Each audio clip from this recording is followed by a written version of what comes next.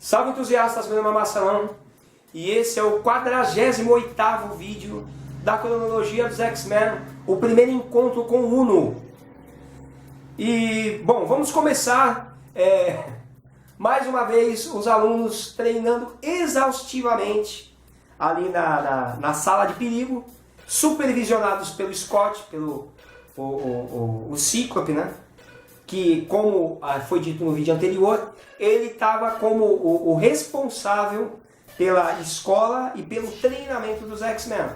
Ele já havia sido nomeado líder e o Xavier estava ausente, né? O Xavier foi cuidar de assuntos extremamente importantes e deixou o Scott para cuidar da equipe. Durante o treinamento dos X-Men, a Jean Grey, ela mostra para o Scott a aptidão, a capacidade que ela desenvolveu com a telecinese dela de executar funções mínimas, né? Utilizar a telecinese dela para executar atividades mais detalhadas, muito mais detalhadas, né? Ela faz umas coisas muito interessantes com a telecinese dela, ela mostra para o Cíclope, o Scott fica admirado com aquilo. E é assim, olha que interessante que eu vou falar para vocês agora. É nesta revista que o Scott, o Cíclope, que estava treinando, supervisionando o treino dos X-Men, no momento de descontração ali do Bob Drake, ele pede pro Bob e fala: ó, vamos fazer o seguinte, eu quero que você pare, né, com essa de fazer graça agora, eu quero que você se concentre e mude a sua aparência. Deixe para que ele deixasse de ser aquele boneco de neve, de ter aquela aparência de boneco de neve e tivesse uma estrutura de gelo mais rígida, né, mais característica que a gente passou a conhecer durante muito tempo, né, nas revistas que vão ser publicadas mais para frente. Então é assim, o Scott pede para o Bob Drake se concentrar e mudar a aparência dele. Nesse momento ele deixa de ter aquela aparência de boneco de neve e passa a ter a aparência de um homem de gelo, né? Que tem aquela consistência mais de gelo mesmo. Isso acontece nessa revista durante esse treinamento. É uma sugestão do Cíclope que o Bob acata e fica melhor. A partir daí a aparência dele vai passar durante muitos e muitos anos, essa aparência que ele vai adotar nessa revista e nesse treino. Vida que segue. Os X-Men, depois do treinamento, o Bob e o Hank vão passear, né? Vão dar aquele rolê pela cidade. E evidentemente que passeio de super-heróis sempre tá merda, né? E é o que acontece. As pessoas se aglomeram, né, e ficam todas assustadas com uma criança que subiu numa enorme caixa de armazenamento de água no prédio, né? Ela colocou a escadinha lá, só que a escadinha caiu e ela estava lá em cima. E eles ficam todos assustados, chama os bombeiros, a criança vai cair, meu Deus do céu. O que acontece? Como super-heróis são super-heróis, e evidentemente tem que entrar em ação e resolver os problemas, o Hank pensa, vou tirar a criança de lá. Só que eles não estão com os trajes de moléculas instáveis dele, os trajes especiais dele. E o Bob faz essa observação. Você não pode fazer isso, que você vai denunciar a sua identidade. Né? Você não pode mostrar que o professor pediu, inclusive, para a gente tomar cuidado com isso. Só que o Hank não quer saber. E o que ele faz? Imediatamente ele começa a escalar o prédio, né? Pelas cavidades, é interessante vocês verem isso. Pelas cavidades do prédio, da estrutura do prédio, ele vai utilizando aquele pé enorme dele lá e a força que ele tem nos pés para poder chegar até onde o garoto está. Ele resgata o garoto, entrega para uma pessoa próxima que está na janela e desce. Nesse momento, as pessoas notam que, evidentemente, que ele é um mutante, né? Ele é um ser humano normal, evidentemente, não poderia fazer aquilo. Essa é a primeira vez que os humanos normais manifestam o ódio que eles têm pelos mutantes contra os X-Men, né? Porque assim, olha que interessante, as primeiras revistas dos X-Men que já foram faladas aqui nos vídeos, eles são tratados como celebridades, né? Isso já foi contado em vários outros vídeos. que eles salvam o dia, e são a televisão, jornais, né, mostram muito o sucesso que os personagens fazem como super-heróis salvando as pessoas. Só que a coisa agora mudou de figura, né? E isso é apresentado dessa maneira nessa revista, nessa ocasião.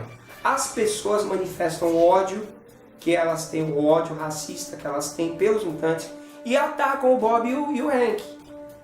Eles queriam linchar os dois ali. Tanto que eles saem, evidentemente eles conseguem fugir daquela situação, e o Hank chega na mansão emputecido. Ele chega com a roupa rasgada, ele chega falando pro Scott que ele não vai suportar, ele não acredita no que está acontecendo, ele está nervoso, ele fala que ele não quer mais fazer parte dos X-Men. Porque os X-Men, qual que é o objetivo dos X-Men? Proteger as pessoas dos mutantes do mal. Só que ele foi atacado por essas pessoas que ele tem que proteger. Evidentemente que ele ficou extremamente magoado. Ele fala, não quero saber, o Scott tenta conversar com ele, ele arruma as coisas e ele vai embora. Ele abandona a mansão, pura e simplesmente.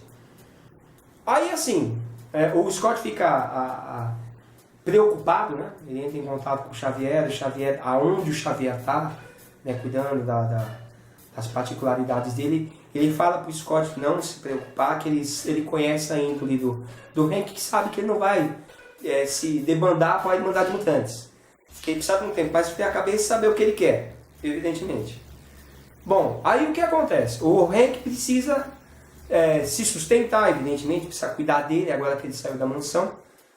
Né? E o que ele pensa em fazer? Ele pensa em utilizar a habilidade dele para ganhar dinheiro. Então o que ele faz? Ele vai atrás de uma luta, né? Uma luta livre ali para enfrentar o inimigo qualquer que seja ali para poder ganhar o dinheiro dele. Tanto que ele é apresentado como fera, eles fazem toda uma apresentação, ele chega dentro de uma jaula, o fera. E assim, é interessante que o primeiro adversário que ele enfrenta é um cara que ele é chamado de Uno. E o Uno sobe, né? Ele tem um pote físico bem estruturado e tudo mais. Aí o Fera já pensa que vai ser aquela coisa fácil, já pula em cima dele. E é interessante que assim que o Fera pula em cima dele, ele é repelido. Ele é repelido, já se assusta, né? Fala, mas caramba, que isso? Tenta de várias maneiras atacar o Uno, utiliza o golpe mais forte que ele tem, e nenhum deles consegue chegar nem próximo do Uno. Ele descobre que o Uno tem um campo de força ali, né? E é assim, ele fica preocupado com aquilo, evidentemente, né? Logicamente ele vai voltar para os X-Men para informar os X-Men que existe um novo mutante. O Uno, ele se depara com um assalto a banco, né? Olha que interessante. Ele para os bandidos ali que estavam naquele assalto a banco e pega o fruto do roubo ali dos bandidos. Os bandidos disparam no campo de força dele, né? E que evidentemente não conseguem, né, acertar o corpo dele. E nesse meio tempo o que acontece? Os X-Men chegam, né? E os X-Men tentam enfrentar o Uno de todas as maneiras. O Scott utiliza as rajadas ópticas dele, o Anjo tenta acertar ele, né? O Bob Drake tenta confinar ele dentro daquela redoma que ele cria de gelo. Mas o Uno, olha o que interessante, o poder do Uno ele funciona da seguinte maneira: ele consegue fazer com que o campo de força dele se projete para fora, né? A determinadas distâncias, né? Ele consegue controlar isso, né? O cara estiver próximo dele, começar a bater perto, né, no corpo dele, vai achar que está acertando ele, mas não está. E ele consegue fazer com que aquele campo se expanda, né, para mais adiante, então ele fica mais longe ainda de qualquer tipo de agressão. Os X-Men não conseguem vencer ele naquele momento. Então o que acontece? Os X-Men recuam. Eles voltam para a mansão. E a informação que eu vou passar para vocês agora é outra informação importante. Porque quando eles chegam na mansão, é a primeira vez que o Fera cria um mecanismo tecnológico para enfrentar um oponente. Como já foi, a gente já narrou a origem do Fera, já sabia que toda aquela coisa da extrema inteligência do cientista, mas até então, desde o número 1 da publicação original dos X-Men até esta revista, que é a número 8, né? A número 8 dos X-Men, é a primeira vez que o Fera cria um mecanismo tecnológico para utilizar contra um oponente. Tanto que ele fala as intenções dele e o Scott fica preocupado, porque ele fala, mano, o que eu criei aqui, ele é capaz de aumentar muito o poder do Uno. E o Scott fala, você tá maluco? Aí já não está conseguindo enfrentar ele com o poder que ele tem, você vai aumentar o poder dele ainda? Mas o Fera sabe o que ele está fazendo, né? Ele precisa provar para o Scott quais são as intenções dele. E é o que ele faz. Eles vão atrás do Uno, encontro com ele novamente. O Fera utiliza o aparelho tecnológico que dispara os raios escarlates, né? E o que acontece com o Uno? O Uno perde o controle sobre o poder dele. Ele não consegue controlar mais o poder dele. Ele não consegue executar movimentos simples. Ele não consegue pegar coisas. E tudo que ele encosta é repelido pelo poder dele, que ele não está mais controlando. Ele vai andando, as coisas vão sendo derrubadas, né? Ele precisa e quer se alimentar e não consegue pegar as coisas que ele precisa, ele não tem mais controle sobre o poder dele. Nesse meio tempo, o Scott estava criando com os X-Men um aparato justamente para tentar conter o poder do Uno, né? Mas aí eles descobrem que o Uno não tem mais o controle sobre o poder dele. E ele entra em pânico, né? Quando os X-Men chegam ali, ele pede desesperadamente para que eles ajudem ele, que ele faz qualquer coisa, né? Aí o que o Hank faz? Depois que ele promete que vai se controlar, né? Que não vai utilizar mais o poder dele para fazer coisas contra as pessoas, o Hank restaura o poder dele. Ele equilibra de novo, utiliza a arma dele, o canhão dele, para poder restaurar o poder dele.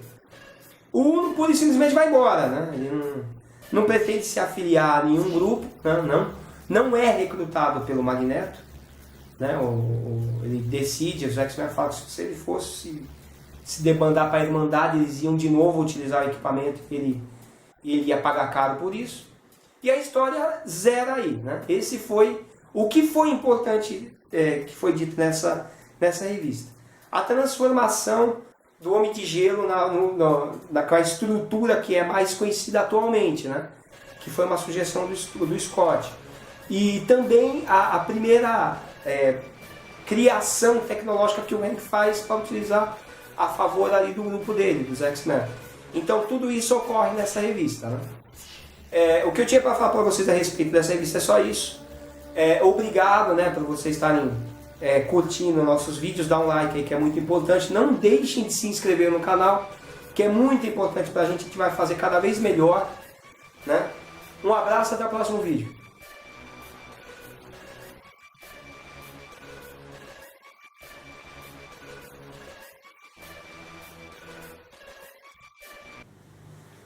Foi bom, senhor?